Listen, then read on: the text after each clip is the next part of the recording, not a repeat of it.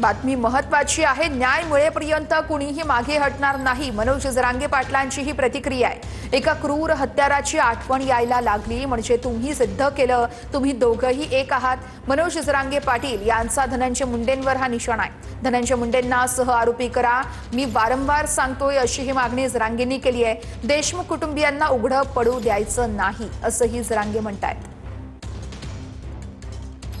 कोणीही न्याय मिळेपर्यंत मागे हटणार नाहीत कोणीच नाही। आणि त्या कुटुंबाला जर तुम्ही न्याय मिळवून देणार नसाल तर तो कितीही मोठा नेता असू दे, फक्त आरोपी सुटायसाठी प्रयत्न करतोय। मुंडक्यावर जर पाय दिला नाही तरी मराठीचा अवलाद आम्ही सांगणार नाही, एवढं लक्षात ठेव। एका क्रूर हत्याराची तुला आठवण यायला लागली म्हणजे तो सुद्धा क्रूरच, याचा अर्थ तो सिद्ध केलं की तुम्ही दोघंही एक आहेत। म्हणून मी वारंवार सांगतो, याला सह आरोपी करा। देशमुख कुटुंबाला आपण उघडं पडू द्यायचं नाही। आपल्याला जी किंमत मोजायची वेळ येईल ती मोजू आपण। मी अतिशय महत्त्वाची आहे। देवाभाऊ मुख्यमंत्री असेपर्यंत लाडकी बहीण योजना बंद होणार नाही। भद्रावतीतील प्रचार सभेत मुख्यमंत्री देवेंद्र फडणवीस यांनी ही ग्वाही दिलेली आहे। देवाभाऊ मुख्यमंत्री असेपर्यंत लाडकी बहीण योजना ही बंद होणार नाही असं मुख्यमंत्र्यांनी स्पष्ट केलंय। नीती नियत आणि निधी घेऊन आम्ही बोलत असतो असं देखील मुख्यमंत्र्यांनी म्हटलंय। आमच्याकडे नीती आहे, आमच्याकडे नियत आहे आणि आमच्याकडे निधी देखील आहे। या तिन्हीचा संगम करून महाराष्ट्रातली शहरं चांगली कशी करता येतील, आपल्या शहरातल्या गरिबांना जनसामान्यांना चांगलं जीवनमान हे आपल्याला कसं देता येईल, या संदर्भातला खऱ्या अर्थानं या निवडणुकीचा आमचा अजेंडा आहे। आता नागपूर अधिवेशन 8 तारखेपासून सुरू होत आहे। अधिवेशनाच्या काळात शेतकऱ्यांच्या प्रश्नावर मी बैठक बोलवीन, शेतकऱ्याचा प्रश्न देखील आपण सोडवू। माझ्या लाडक्या बहिणींना सांगतो, जोपर्यंत तुमचा देवाभाऊ मुख्यमंत्री आहे लाडकी बहीण योजना बंद होणार नाही म्हणजे नाही। सरकारने साधूंच्या नावाखाली संधी साधूपणा करू नये असं राज ठाकरे यांनी म्हटले। उद्योगपतींच्या घशामध्ये काहीतरी टाकण्याचा संधी साधूपणा करू नये असं राज ठाकरे यांनी म्हटलेलं आहे। नाशिकच्या तपोवनातील वृक्षतोडीवरून राज ठाकरे यांनी ही फेसबुक पोस्ट केली आहे। उगाच संघर्ष वाढवू नका, संघर्षाची भूमिका घेतल्यास मनसे जनतेसोबत राहील असं राज ठाकरे यांनी म्हटले। नाशिकच्या तपोवनातील वृक्षतोडी विरोधात उद्धव ठाकरेंपाठोपाठ आता राज ठाकरेही मैदानात उतरले। साधूंच्या नावाखाली जमीन सपाट करून उद्योगपतींच्या घशात घालण्याचा डाव असल्याचं म्हणत राज ठाकरेंनी हल्लाबोल केलाय। पायाभूत सुविधा उभ्या करताना कुठली झाडं तोडावी लागली नाहीत, मग आता कुंभमेळ्यासाठी झाडं का तोडावी लागत आहेत? सरकारकडे जर दुसरीकडे 5 पट झाडं विकायला जागा आहे तर मग तिकडे साधूग्राम तयार करा। सरकारने साधूंच्या नावाखाली उद्योगपतींच्या घशात काहीतरी टाकण्याचा संधी साधूपणा करू नये। काही कोटी झाडं लावण्याची घोषणा सरकारने काही वर्षांपूर्वी केली होती, जी झाडं कुठे दिसलीच नाहीत। साधूंच्या नावाने ती जमीन सपाट करून घ्यायची आणि मग नंतर पुढे लाडक्या उद्योगपतीला दान करायची। उद्योगपतींचे दलाल म्हणून काम करणं हेच सध्या सत्ताधारी मंत्री, आमदार, त्यांचे नातेवाईक आणि त्यांची वर्तुळं करताना दिसतायत। आता होणाऱ्या निवडणुकांनंतर देखील आमचा या वृक्षतोडीला विरोधच राहील। माझं सरकारला आवाहन आहे की उगाच संघर्ष वाढवू नका। लोकांचं काय म्हणणं आहे त्याचा कधीतरी आदर राखला जाईल असं पहा।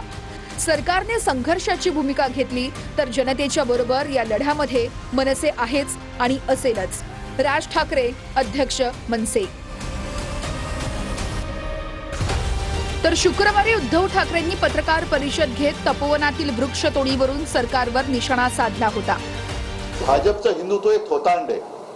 काल परवाकडेच आपल्या माननीय पंतप्रधान यांनी अयोध्येच्या राम मंदिरावरती ती रामध्वजा वगैरे ती फडकवली, म्हणजे तिकडे जाऊन राम राम करायचं आणि नाशिकमध्ये मुंह में राम आणि बगल में अदानी असं यांचं काम आहे की का?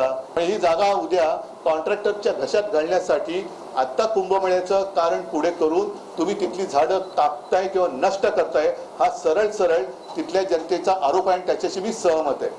ही झाडं कापली जाणार आहेत। मग प्रभू रामचंद्राच्या परस्पर्शाने पुनीत झालेली ही भूमी तुम्ही तिकडे आता साधुग्रामसाठी ही झाडं कापणार, म्हणजे हे सुद्धा कॉन्ट्रॅक्टरसाठी ही झाडं कापली जात आहेत आणि त्याला कोणी आक्षेप घेऊ नये म्हणून कुंभमेळ्याचं कारण दिलं जाते। दरम्यान संपूर्ण प्रकरणाची माहिती घेणार असल्याचं उपमुख्यमंत्री एकनाथ शिंदे म्हणाले. खरं म्हणजे पर्यावरण पूरकच आम्ही सगळे प्रकल्प करत असतो आणि ते अनेक प्रकल्पांमधून आपण पाहिलेलं आहे. त्यामुळे पर्यावरणाचा समतोल राखणं हे शासनाची भूमिका आहे. मी त्याची माहिती घेतो आणि त्या माहितीनंतर मी अभिनेते सयाजी शिंदेंनी नाशिकमध्ये पाहणी करून वृक्षतोडी विरोधात तीव्र नाराजी व्यक्त केली आहे. महाजन, माझी तुमची दुश्मनी नाहीये, झाली तरी फरक पडत नाही. तपोवनातील वृक्षतोडीवरून सयाजी शिंदे यांनी मंत्री गिरीश महाजन यांना असा इशारा दिलाय. गिरीश महाजन, तुम्ही जबाबदार माणूस आहात. माझी तुमची काही वैयक्तिक दुश्मनी आहे आणि दुश्मनी आली तरी मला काही फरक पडत नाही. झाडाच्या बाबतीत मुद्दा असा आहे की झाडाच्या तुटताना होतं, तुम्ही असं विधान नका करू. साधूग्रामसाठी झाडं तुटता कामा नाही. साधू आले गेले आम्हाला काही फरक पडत नाही, पण झाडं आली गेली तर आम्हाला खूप फरक पडतो, हेच मला सांगायचं. सयाजी शिंदे यांनी संपूर्ण माहिती घ्यावी आणि मग या आंदोलनाच्या संदर्भामध्ये त्यांची मतं व्यक्त करावी. व्यक्तिगत संत महात्मे, कुंभमेळा याच्यावरती टीका करू नये.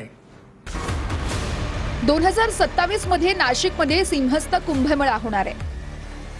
या कुंभमेळ्यात साधू महंतांना राहण्यासाठी तपोवन परिसरामध्ये 1150 एकरांवर साधूग्राम उभारण्यात येणार आहे. त्यासाठी 1800 झाडांची कत्तल केली जाणार आहे असा आरोप पर्यावरण प्रेमींनी केलाय. वृक्षतोडी विरोधात नाशिककर पर्यावरण प्रेमींसह सेलिब्रिटी देखील रस्त्यावर उतरले. तपोवन साधू सामग्रीच्या ठिकाणी पब्लिक प्रायव्हेट पार्टनरशिप तत्वावर प्रदर्शन केंद्र, बँक्वेट हॉल, रेस्टॉरंट भरण्याचा पालिकेचा घाट. पर्यावरण प्रेमी आक्रमक. 220 कोटींचं टेंडर पालिकेनं काढलं असून 33 वर्षांसाठी इथली जागा खासगी विकासाला दिली जाणार आहे. पर्यावरण प्रेमींचा आरोप. MICE हब अर्थातच meeting, incentive, conference exhibition centre सुरू करण्याबाबत टेंडर. पर्यावरण प्रेमींचा आरोप.